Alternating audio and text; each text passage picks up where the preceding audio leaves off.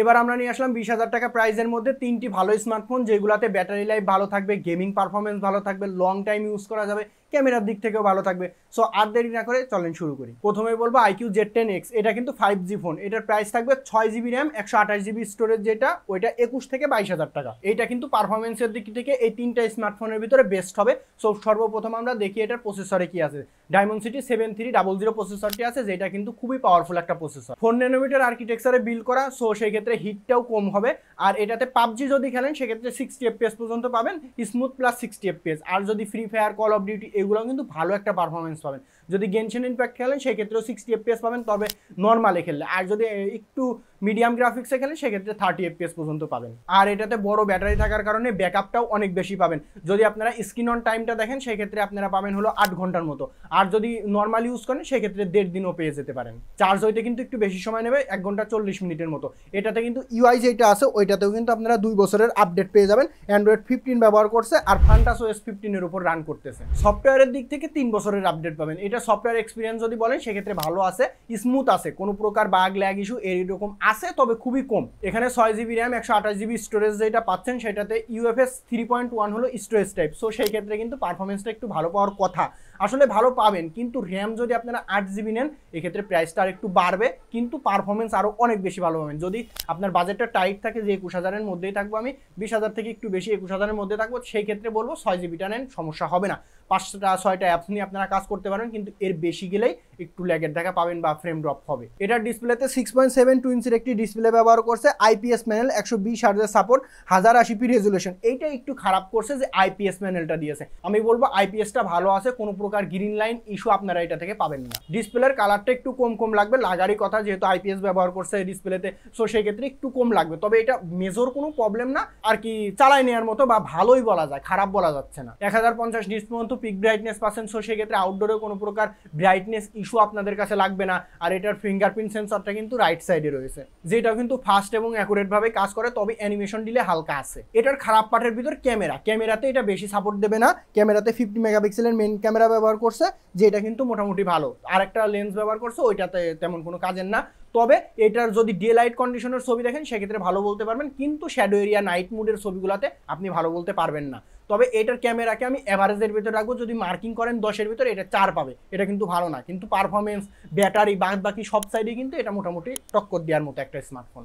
এটার ভিডিওতে আপনারা 4K 30 FPS পর্যন্ত পাচ্ছেন, তবে এটা যদি মনে করেন 4K এর মতোই কোয়ালিটি দিচ্ছে, আসলে না, 4K এর অরিজিনাল কোয়ালিটিটা এখানে আপনারা পাবেন না। আর এটার ফ্রন্টে যে 8 মেগাপিক্সেলের ক্যামেরা ব্যবহার করছে, এটার ছবির কোয়ালিটিও কিন্তু মোটামুটি ভালো, একদম ভালো, বেশি ভালো বলা যাচ্ছে না। বাকি আমি যে দুইটা স্মার্টফোনের কথা বলবো ওইগুলো 20,000 টাকার নিচে, তবে ক্যামেরার দিক থেকে ওইগুলো একটু আগায় থাকবে, এটা ক্যামেরার দিক থেকে একটু পিছায় থাকবে। আমাদের লিস্টে সেকেন্ড স্মার্টফোনটি হলো স্যামসাং গ্যালাক্সি A16। এটার প্রাইসটা যদি দেখেন 6GB র্যাম, 128GB স্টোরেজ, ওইটা 18,000 থেকে 18,500-এর মধ্যে আপনারা পেয়ে যাবেন। স্যামসাং এর ডিসপ্লে নিয়ে তেমন কিছু বলা নাই, এখানে সুপার অ্যামোলেড ডিসপ্লে ব্যবহার করছে, 6.7 ইঞ্চি, 90 হার্জের রিফ্রেশ রেট আছে। রিফ্রেশ রেটটা কিন্তু খুবই ভালো, মনে করেন স্মুথ ভাবে আপনারা কাজ করতে পারবেন। আর এটার ব্রাইটনেস নিয়েও কোনো প্রকার সমস্যা নাই, তবে ডিরেক্ট সানলাইটে একটু সমস্যা হবে, স্ট্রাগল করতে হবে। যদি ইনডোর শ্যাডো এরিয়ার কথা বলেন সেক্ষেত্রে ঠিকঠাক আছে, তবে ডিরেক্ট সানলাইটে যে কাজ করতে পারবেন না তা না, কাজ করতে পারবেন, তবে একটু কম লাগবে, এটাই আর কি। স্যামসাং এর ডিসপ্লে তো কালার নিয়ে আপনাদের কোনো প্রকার সমস্যা হবে না, আপনারা দামি ফোনগুলোতেও যেরকম কালার পান এটাতেও কিন্তু ওইরকমই কালারটা দেওয়ার ট্রাই করতেছে। স্যামসাং এর আপডেটও কিন্তু খুবই ভালো, এটাতে One UI 6.1 আর অ্যান্ড্রয়েড 14 ব্যবহার করছে। এটাতে আপডেট আপনারা পাবেন 6 বছরের, তার মানে অ্যান্ড্রয়েড 20 পর্যন্ত পাচ্ছেন। সো সেক্ষেত্রে কিন্তু বিশাল বড় একটা আপডেট এটা থেকে আপনারা পাবেন, মানে লং টাইম যাদের ইউজ করার একটা ফোন দরকার তাদের জন্য এটা ভালো হবে। এখানে প্রসেসর হিসেবে ব্যবহার করছে মিডিয়াটেকের Dimensity Z99। এটার পারফরমেন্সের দিকে যদি দেখেন সেক্ষেত্রে মোটামুটি বলা যায়, এভারেজ বলা যায়, বেশি হাই এক্সপেকটেশন এটা থেকেও রাখা উচিত হবে না। এটার আন্তর্জাতিক স্কোরও কিন্তু অনেকটাই কম, মানে 3 লাখের একটু উপরে। সো পারফরমেন্সে যদি গেম সাইডে দেখেন সেক্ষেত্রে পাবজিতে 40 FPS পর্যন্ত পাবেন, ফ্রি ফায়ার টুকটাক ভালো খেলা যাবে, তবে এটার হিট হওয়ার সম্ভাবনাটা কিন্তু খুবই কম আছে। সো সেক্ষেত্রে আপনারা চালায় মজা পাবেন, কিন্তু গেমিংয়ের সময় হিটটা হবে, এটাই স্বাভাবিক। 6-7টা অ্যাপস নিয়েও আপনারা কাজ করতে পারবেন, ব্যাকগ্রাউন্ডে অ্যাপসগুলো ধরে রাখতেও পারতেছে ভালো, সেক্ষেত্রে ভালো বলা যায়। কিন্তু গেমিং এক্সপেকটেশন নিয়ে কেউই এই ফোনটা কিনেন না, সেক্ষেত্রে কিন্তু আপনারা ধরা খাবেন। ক্যামেরাতে 50 মেগাপিক্সেলের মেন ক্যামেরা, 5 মেগাপিক্সেলের আলট্রা ওয়াইড ক্যামেরা, 2 মেগাপিক্সেলের ম্যাক্রো সেন্সর। এখানে 5 মেগাপিক্সেলের আলট্রা ওয়াইড ক্যামেরাতে দিয়েছে, এটাই বেশি স্যামসাং এর কাছ থেকে, কারণ এই রেঞ্জে কেউ কিন্তু আলট্রা ওয়াইডটা দেয় না। সো সেই ক্ষেত্রে স্যামসাংকে এখানে একটা ধন্যবাদ দিতে হবে। তবে ছবির কোয়ালিটি যদি বলেন এভারেজ বলবো, কারণ কি দেখেন মেন ক্যামেরাতে যেই রকম ছবি পাচ্ছেন আলট্রা ওয়াইডে কিন্তু ওই রকম পাবেন না, যে শ্যাডো এরিয়া বা ডাইনামিক রেঞ্জ হ্যান্ডেল করতে কিন্তু বেশি সমস্যা হবে। কারণ এখানে যদি 8 মেগাপিক্সেল দিত সেক্ষেত্রে ভালো হতো, কিন্তু প্রাইসটা আপনার মাথায় নিয়ে কথা বলতে হবে। সো সেই ক্ষেত্রে আমি বলবো এটাকে বেস্ট। ছবির কোয়ালিটি যদি দেখেন সেক্ষেত্রে খুবই ভালো পাচ্ছেন, ছবিগুলোর ডে লাইট কন্ডিশনের ছবিগুলোও ভালো, এমনকি আপনারা নাইট মোডের ছবিগুলো মোটামুটি, নাইট মোডে একটু ডিটেলসের অভাব নয়েজটা থাকে, তবে ভালোই, খারাপ না।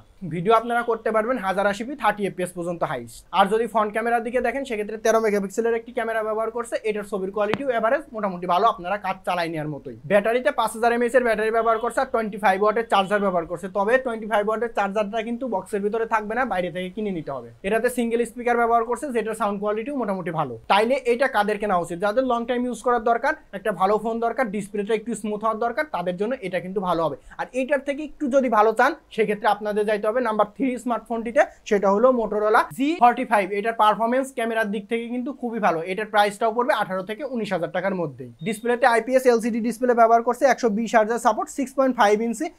এটাতে কিন্তু একটা খারাপ আছে যে 720 পিক্সেল পর্যন্ত আপনারা সর্বোচ্চ পাচ্ছেন। তার মানে ইউটিউবে ভিডিও দেখার ক্ষেত্রে আপনারা 720 পাচ্ছেন, 1080টা পাচ্ছেন না। তবে কিছু কিছু ভিডিওর ক্ষেত্রে কিন্তু আপনারা 1080p পেতে পারেন। আর এটার প্রোটেকশনটাও কিন্তু খুবই ভালো, কর্নিং গরিলা গ্লাস 3 প্রোটেকশন দিয়েছে, যেটা কিন্তু খুবই ভালো। এটা যদি আপনারা ভিডিও দেখেন সেক্ষেত্রে বুঝবেন যে হ্যাঁ মানে ভালো, কিন্তু রেজুলেশনটা কম হওয়ার কারণে একটু কাছে নিয়ে দেখলে বুঝতে পারবেন যে হ্যাঁ একটু ফাটা ফাটা আছে। তবে আমি বলবো না যে এটা খারাপ। প্রসেসরে ব্যবহার করছে স্ন্যাপড্রাগনের 6s Gen 3, এটাও কিন্তু খুবই একটা ভালো প্রসেসর। যদি আপনি স্যামসাং এর সাথে তুলনা করেন এটা আগায় থাকবে। 6-7টা অ্যাপস নিয়ে কাজ করতে পারবেন, গেমিং হালকা পাতলা টুকটাক করতে পারবেন, পাবজিতে 40 fps পর্যন্ত পাবেন, ফ্রি ফায়ারটাও টুকটাক ভালো খেলতে পারবেন। তবে গেমিং এর সময় যে বেশি হিট হবে তাও কিন্তু না, ঠিকঠাক আছে। এটার অ্যান্ড্রয়েড আপডেট আপনারা 3 বছরের পাচ্ছেন, তবে স্যামসাং এ কিন্তু 6 বছর আছে, সো ডাবল।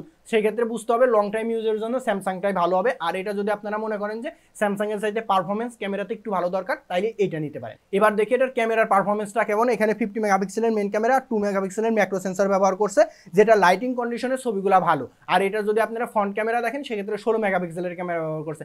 সো ছবির কোয়ালিটি ফ্রন্টেরটা এইটা হবে বেস্ট। মানে এই তিনটা স্মার্টফোনের ভিতর ফ্রন্টের ছবি এবং মেন ক্যামেরার ছবি যদি আপনি বিবেচনা করেন, তুলনা করেন, সেক্ষেত্রে মোটোরোলার ক্যামেরাটা ভালো হবে। ছবির কোয়ালিটিগুলো শার্প, ক্লিয়ার এবং ডিটেলসও ভালো পরিমাণ আছে। ডে লাইটের কন্ডিশনের ছবিতেও কিন্তু খুবই ভালো সাপোর্ট দিতেছে।